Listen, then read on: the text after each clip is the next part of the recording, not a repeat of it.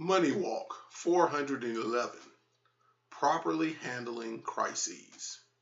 This program will help you undo financial bondage. Y2K was the acronym given to the scary scenario of computer shutdowns, meltdowns, massive loss of information, and power outages some experts predicted would greatly disrupt business and personal lives upon reaching the year 2000.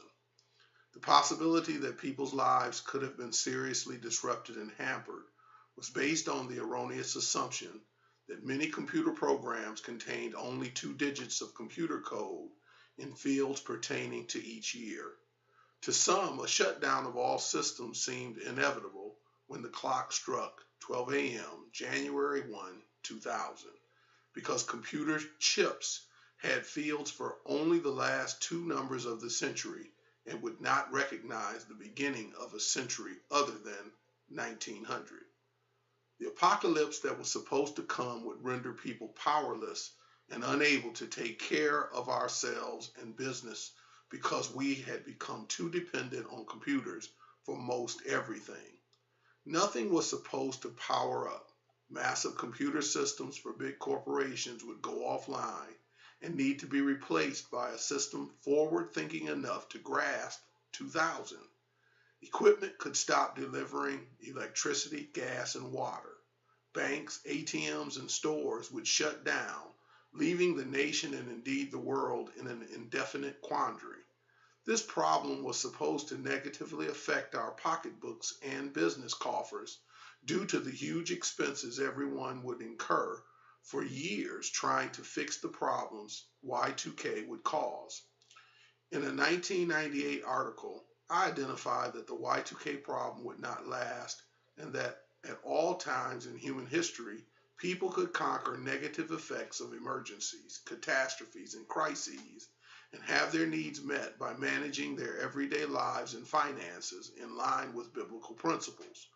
You will be faced with trying situations, seasons, and crises at times during your life.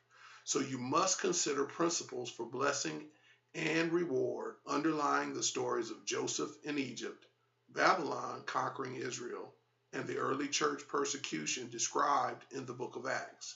5 important lessons gleaned from these stories are: number 1, God gives advance warning that we will experience such seasons in life.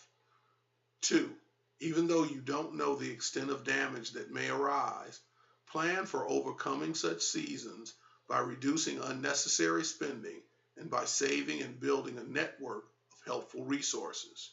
3, find several reliable and wise Christian leaders or experts to find methods to weather the storm by avoiding fear, making good decisions, and living in victory. 4, after prayer and thoughtful consideration, take prudent action while obeying any specific instructions the Holy Spirit gives. 5, worship, learn, and fellowship with other saints in a local church on at least a weekly basis, because our togetherness, joint effort, combined monetary and other resources will help you have victory over crises and provide a greater opportunity to share the gospel with others, draw them to Jesus Christ, and help meet their need during times of adversity. Please pray for this ministry and email me with any questions. May the Lord bless you richly as you follow his plan.